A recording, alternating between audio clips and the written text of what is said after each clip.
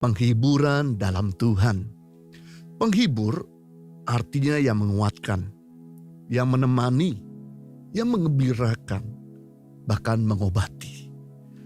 Allah yang kita sembah adalah Allah senantiasa menyatakan penghiburannya kepada umatnya.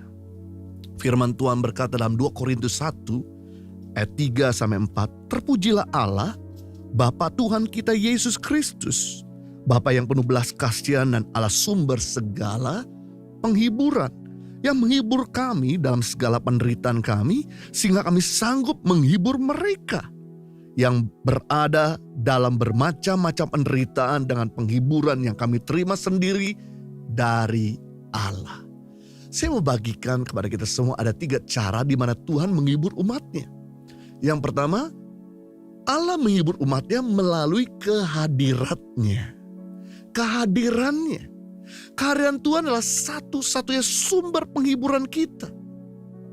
Undangan Tuhan dalam kehidupan kita itu membuat Tuhan menyatakan mujizat-Nya. Penting di sini untuk kita selalu senantiasa mengundang Dia dalam hidup kita, agar hadirat-Nya selalu bersama dengan kita. Dalam Yohanes pasal 2 ayat 1 diceritakan di mana ketika Yesus diundang dalam perjamuan kawin di Kana, di luar dugaan mereka, air anggur dalam perjamuan tersebut habis. Dalam tradisi Yahudi, air anggur itu bukan lambang untuk mabuk-mabukan, tapi air anggur bagi tradisi Yahudi lambang dari keramat-tamahan dan sukacita. Berarti kehabisan air anggur dalam pesta perkawinan artinya pernikahan tidak bisa dilanjutkan alias dibubarkan. Padahal mereka sudah mempersiapkan sebaik mungkin agar air anggur jangan sampai habis. Itulah kehidupan, kadang-kadang berjalan tidak sesuai dengan apa yang kita harapkan. Kita sudah merancangkan segala sesuatu baik, tapi ternyata tidak sesuai dengan apa yang kita kehendaki. Tapi puji Tuhan, karena pemilik pesta mengundang Yesus dalam perkawinan di Kana, maka Yesus memberikan penghiburan, mengadakan mujizat sehingga air biasa dirubah oleh Yesus menjadi air anggur, sehingga pesta bisa terus dilanjutkan. Puji Tuhan, kalau Yesus bisa mengadakan penghiburan bagi kekurangan anggur, Tuhan yang sama juga akan memberikan penghiburan dalam hidup kita.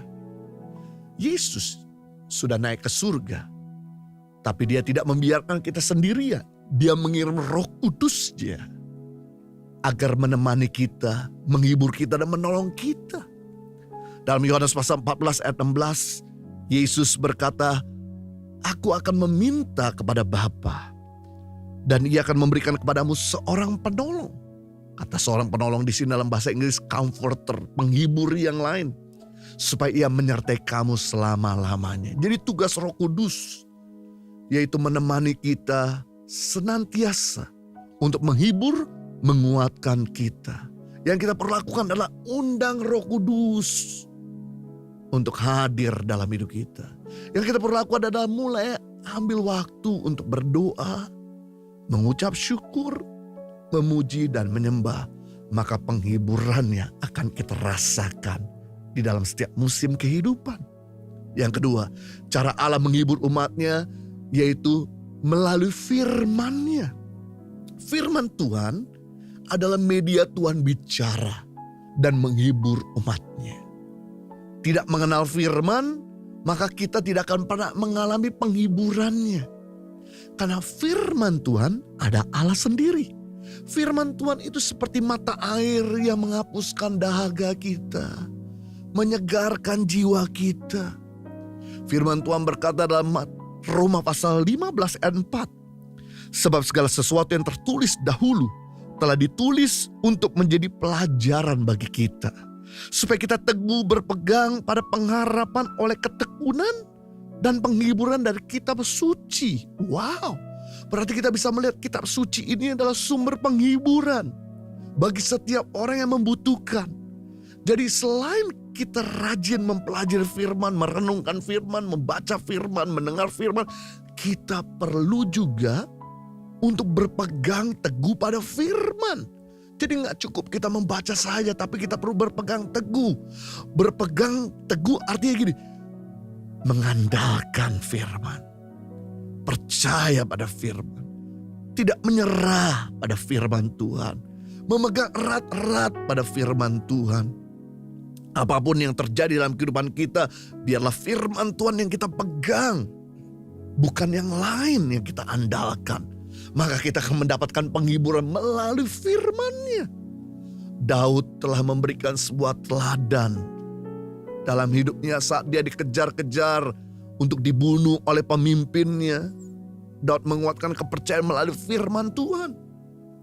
Saat Daud dikudeta oleh anaknya dan para pegawainya, dia menguatkan kepercayaan lewat firman-Nya. Saat Daud jatuh di dalam dosa, dalam keadaan tidak berdaya, dia menguatkan kepercayaan dan dirubah lewat firman Tuhan. Ini yang menjadi rahasia keberhasilan Daud. Ini menjadi rahasia kekuatan Daud untuk tetap teguh berdiri karena firman Tuhan yang dia pegang. Firman Tuhan adalah obat dan makanan untuk menyembuhkan jiwa yang terluka. Yang ketiga, Allah menghibur umat-Nya ketika kita mengalami penderitaan. Penghiburan Tuhan akan menjadi sangat nyata ketika kita susah. Mungkin penghiburan tidak terlalu terasa ketika kita senang. Tapi saat di titik paling rendah, penghiburan Tuhan akan sangat kental kita rasakan.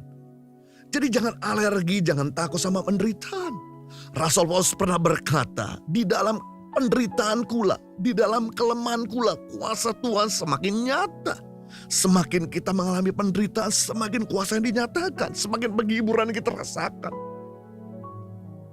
Dalam Yohanes pasal 11 ayat 43-44, ketika Lazarus meninggal, mati, Maria sebagai kakaknya menangis, kemudian dia lari datang kepada Tuhan Yesus sambil menangis dan meminta pertolongan.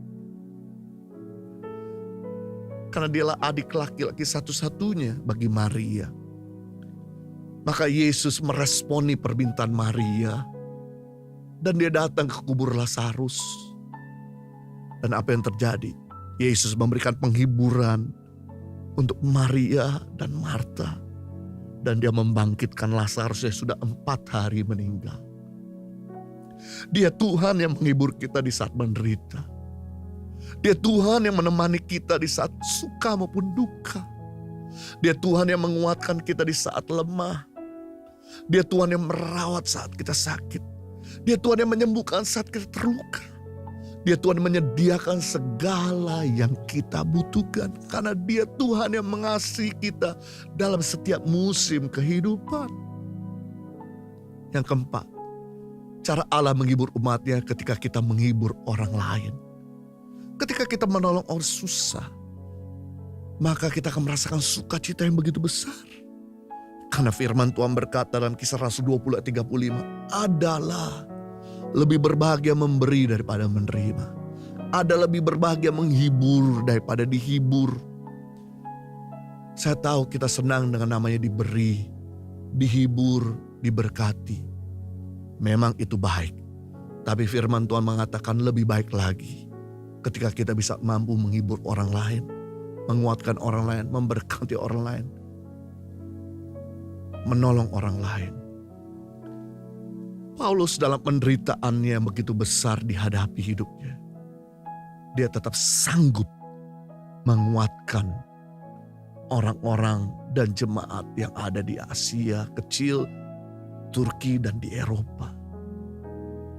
Inilah yang membuat penghiburan bagi Paulus untuk tetap teguh berdiri di saat dia lemah.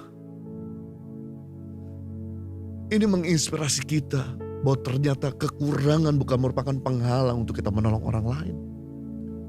Masalah bukan merupakan penghalang untuk kita menghibur orang lain. Meskipun kita mengalami masalah besar, masalah banyak, kita tetap bisa menolong orang lain. Meskipun kita dalam keadaan berkekurangan, kita masih punya kapasitas memberkati orang lain. Sebab dengan kita memberkati orang lain, maka kita bukan cuma sekedar dikuatkan, dihibur, mengalami sukacita, tapi kita akan mengalami sukacita lebih besar karena orang-orang yang kita tolong Mereka beroleh harapan. Mereka lemah jadi kuat. Mereka yang sakit jadi sehat. Mereka yang bodoh jadi cerdas. Mereka hidup yang minus jadi mengalami surplus. Itu sebabnya dalam 2 Korintus 1 ayat 4. Yang menghibur kami dalam segala penderitaan kami, kata Paulus. Sehingga kami sanggup menghibur mereka yang berada dalam bermacam-macam penderitaan dengan penghiburan yang kami terima dari Tuhan. Jadi kalau Anda sudah menerima penghiburan dari Tuhan, jangan berhenti.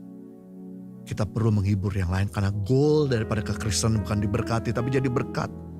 Goal daripada kekristenan bukan dihibur melainkan menghibur yang lain.